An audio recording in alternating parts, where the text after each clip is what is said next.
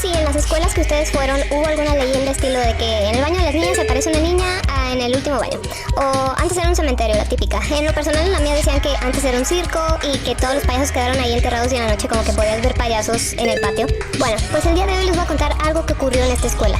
En esta escuela, un día se estaba terminando el recreo y la maestra les estaba diciendo a sus alumnos que ya se formaran porque justamente ese día se había planificado que hubiera un simulacro de incendio en el que toda la escuela debería de participar. Entonces todos los alumnos ya se estaban juntando con su grupo, era un día súper caluroso, ya saben, cielo despejado, el sol que te ardía terrible. La maestra ya tenía a todo su grupo como que ahí formadito y les estaba tomando lista uno por uno. Ellos estaban ahí como aburridos, simplemente esperando que el tiempo pasara de este simulacro, cuando una chica, que era realmente un grupito de 5 amigas, se fijó que justo a un lado de una compañera suya llamada Carmen había una alcantarilla sin tapa.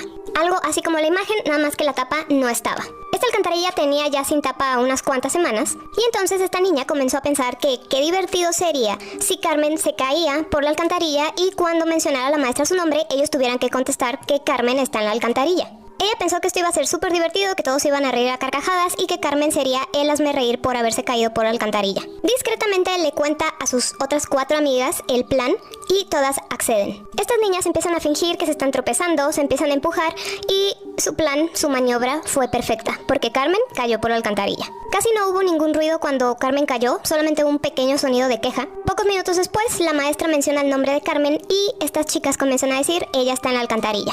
Todos los alumnos comenzaron a carcajearse, incluidas estas 5 chicas que nadie sabía que tenían todo premeditado. La maestra se va acercando a la alcantarilla y estas carcajadas empiezan a quedar en silencio. Cuando la maestra se asoma para ver a la alcantarilla, no emitió ninguna palabra. Volteó a ver todos sus alumnos y la mueca que tenía en su cara era de terror. Esta situación no era para nada de risa, ya que Carmen había caído de cabeza en el hueco. Y al aterrizar, su cabeza se había como que torcido de lado, es decir, que se había roto el cuello. Y su cara se había quedado casi sin piel porque al momento que ella iba cayendo se iba raspando con las paredes del hueco. Además de que tenía una mueca espantosa en el rostro, como si hubiera querido gritar, pero no hubiera tenido el tiempo suficiente. Las 5 chicas que hicieron esto se acercaron a ver y la autora, la que se le ocurrió la idea, derramó una lágrima al ver pues la situación real de lo que había hecho. Nada estaba bien con esta broma. Entonces llega la policía a la escuela y ellos son los que dicen oficialmente que Carmen murió porque se rompió el cuello. Mientras toda la escuela estaba en silencio, la policía sacó el cuerpo de Carmen y se lo llevó. Ese mismo día hubo un interrogatorio en la escuela en la que todos los alumnos tenían que ir. Y en dicho interrogatorio, estas 5 chicas dijeron que esto había sido un accidente. Simplemente que ellas habían sido testigos, como Carmen pues simplemente se cayó por la alcantarilla y listo. La policía desafortunadamente les creyó y el caso de Carmen se cerró. Y ahí quedó. Pero ninguno de ellos sabría que algo muy siniestro estaba por comenzar. Meses después, los compañeros de la fallecida Carmen empezaron a recibir unos correos electrónicos que por título tenía "La empujaron" y afirmaban que Carmen había sido empujada y que no había sido un accidente. En esos correos también decía que los culpables tendrían que asumir la responsabilidad de este crimen, o de lo contrario tendrían terribles consecuencias. La mayoría de los alumnos pensaron que esto era una farsa, simplemente como para asustar, divertirse causando temor, ya saben, una cosa así. Algunos no estaban tan seguros de que fuera una farsa, pero pues no podrían comprobarlo. Transcurridos unos cuantos días de que los correos comenzaron a llegar, la chica que había iniciado toda la situación de Carmen se estaba bañando en su casa cuando escuchó como unas risas que venían de ahí mismo de adentro de su baño. Lo primero que pensó fue, ¿acaso me estoy volviendo loca o qué? Muy asustada, se salió de bañar, se secó rápidamente, se vistió, se despidió de su mamá un poco nerviosa y se fue a dormir mucho más temprano que de costumbre. 5 horas después de que esta niña ya se había dormido, su mamá se despertó porque escuchó un portazo que venía de la puerta principal de su casa. Cuando se levantó a revisar, vio que su hija no estaba ni en su cuarto ni en ningún lugar de su casa. Llamó a la policía y los policías le dijeron es que no podemos hacer nada porque tienen que pasar 48 horas de que una persona desaparece para poder nosotros iniciar alguna búsqueda, pero de todos modos vamos a patrullar como que toda la zona. Familiares y amigos también se unieron a esta búsqueda y no la encontraron por ningún lado. A la mañana siguiente, el conserje de la escuela se encontraba barriendo hojas secas y fue que encontró la tapa de la alcantarilla que ya habían vuelto a colocar después de lo que pasó con Carmen. La levanta y cuando va hacia la alcantarilla para poner la tapa, se asoma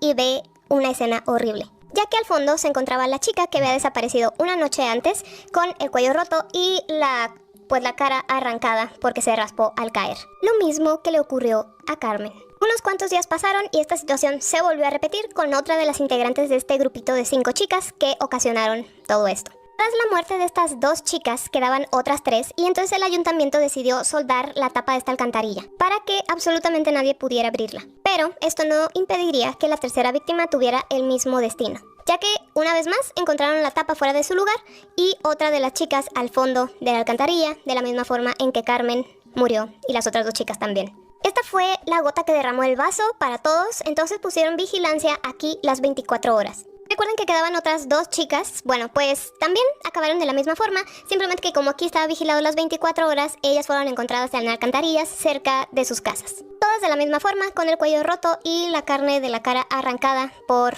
rasparse al caer. Curiosamente, todas se habían ido a dormir cuando reportaron su desaparición, ya que cuando estaban dormidas era su momento más vulnerable y entonces Carmen aprovechaba esta situación, poseía sus cuerpos y hacía que les ocurriera lo mismo que a ella. Pero esta cadenita de personas quedando sin vida no se detuvo ahí, ya que después todos los compañeros del salón de Carmen empezaron a hacer lo mismo. Los encontraban sin vida en alcantarillas, cerca de sus casas o en todos lados. Y entonces empezaron a hacer estas preguntas. ¿Acaso el espíritu de Carmen se está vengando por lo que le hicieron? Ya que no había manera de explicar estas muertes tan extrañas. Porque ¿cómo es que tantas personas acabaron en alcantarillas y absolutamente nadie los vio antes de hacer esto? Y se dice que si tú no crees que Carmen fue empujada, tú vas a tener el mismo destino. Te va a castigar poseyendo tu cuerpo mientras estás dormido y te hará caer a una alcantarilla. Esto se empezó a propagar como en el 2006 aproximadamente y vuelve a resurgir cada cierto tiempo. Así que dime si tú ya has escuchado sobre la leyenda de Carmen y si hay alguna otra en la escuela en la que fuiste o vas. Una de las reglas al jugar la Ouija es nunca preguntes cuándo va a ser tu último día. Pero imagina que tú no sabes esta regla y es lo primero que haces. ¿Qué pasará?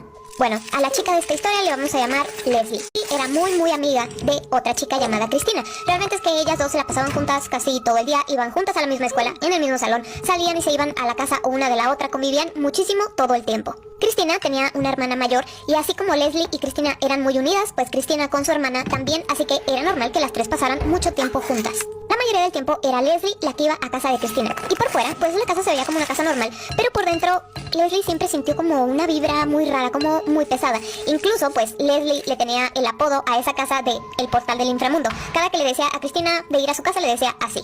Pero este pequeño detalle de la vibra pesada no era desconocido ni para Cristina ni para su familia. Incluso cuando Leslie se quedaba ahí haciendo pijamadas, se despertaba a medianoche porque escuchaba que venían unos gritos como de la parte de abajo de la casa. Entonces ella al despertarse, lo primero que quería hacer era despertar a su amiga, a Cristina, para que escuchara también, pero la descubría a ella también ya despierta, escuchando lo mismo que Leslie. En varias ocasiones les ocurrió esto, pero en una de esas les dio bastante miedo y decidieron las 2 salir del cuarto de Cristina para irse al cuarto de la hermana mayor. Cuando iban ya caminando hacia el pasillo, sale la hermana mayor porque también había escuchado eso, también le había dado miedo y decidió irse pues al cuarto de las otras niñas. Así que si podían pensar que era la imaginación de Leslie, no lo era. Algo raro ocurría ahí. Hasta los papás de Cristina en algún momento les llegaron a platicar que ellos también escuchaban o veían cosas extrañas, pero ahí quedaba todo, simplemente como en el susto momentáneo y ya, no les hacían daño, no ocurría nada, entonces ellos llegaron a pensar que estos eran como fantasmas buenos. Los papás también les comentaron que tenían un cuarto de lavado que estaba como al fondo de un pasillo y cuando pasaban por ahí veían como una sombra o se cruzaba simplemente por el pasillo o se metía a alguno de los cuartos que estaban en ese pasillo. Y aquí viene el cómo todo empeoró.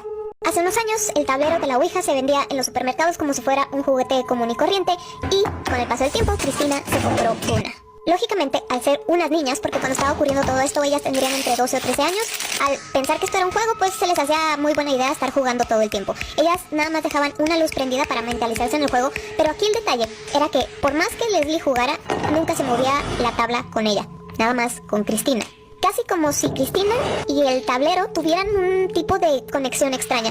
La hermana mayor también algunas veces jugó, se dio cuenta de esto que tampoco pues funcionaba con ella, solamente le contestaba a Cristina y entonces entre ellas comenzaron a pensar que más bien Cristina la estaba moviendo, no era que se moviera, sino que era ella moviéndola. Y que esto pues lo hacía nada más por molestarlas o por asustarlas, porque era mucha coincidencia que en cuanto Cristina ponía las manos en el puntero de la Ouija, contestaba todo rápidamente. Y hablaban tanto que hicieron una broma de que quien sea que le estuviera contestando a Cristina parecía un perico porque no dejaba de hablar. Imagina que alguien llega a tu casa a deshoras de la noche, te pide algo, tú lo haces de mala gana porque ya estabas dormido, pero resulta que realmente esa persona que te lo pidió no era ella. Ya sé que suena un poco extraño, pero créanme, eso fue lo que pasó. Toda esta historia se desarrolla entre los años 1670 y 1680 en la casa marcada con el número 3 de la calle Puerta Falsa de Santo Domingo, lo que ahora es la Ciudad de México, en ese entonces la Nueva España. Ahí en esa casa vivía un sacerdote con una mujer, y como nosotros sabemos, pues los sacerdotes no tienen permitido casarse o vivir con alguien, con alguna mujer, pero este sacerdote mantenía a esta mujer como su legítima esposa. Bueno, pero no muy lejos de la casa del sacerdote y su esposa vivía otro hombre, que ese hombre era un herrador que era muy buen amigo de este sacerdote, quien estaba al tanto como de la vida que estaba llevando y no estaba muy de acuerdo. Incluso algunas veces le aconsejó que dejara esa vida porque no lo iba a llevar a nada bueno, pero pues su amigo, el sacerdote, no le hacía caso. Todos los consejos que le daban pues fueron totalmente en vano. Llega una noche en que este herrador pues ya estaba dormido porque ya era muy entrada la noche, cuando escuchó unos golpes bastante fuertes y desesperados en su puerta, en la puerta de su taller. Él se sobresaltó, obviamente, al escuchar esto y corrió hacia la puerta para ver qué era lo que estaba sucediendo, porque pues a esas horas solamente significaban malas noticias y eso fue lo que él pensó. Pero no podía haber estado más equivocado, o bueno, no sé ustedes cómo lo puedan tomar. Salió así como aflojerado, un poco modorro, porque pues ya estaba profundamente dormido, pero al mismo tiempo alarmado pues de saber qué era lo que estaba pasando, y pensó al principio que algo le había pasado a alguien, después que eran ladrones, pero cuando abre la puerta encuentra a dos personas ahí. Estas dos personas traían a una mula. Entonces lo que le dicen estas dos personas es: oye, necesitamos que pues le arregles las patas, las cerraduras que tienen las mulas al sacerdote, porque él va a salir muy temprano de viaje en la mula. Ellos le dijeron además: es urgente que hagas este trabajo justo ahorita porque va a salir al santuario de la Virgen de Guadalupe en cuanto amanezca.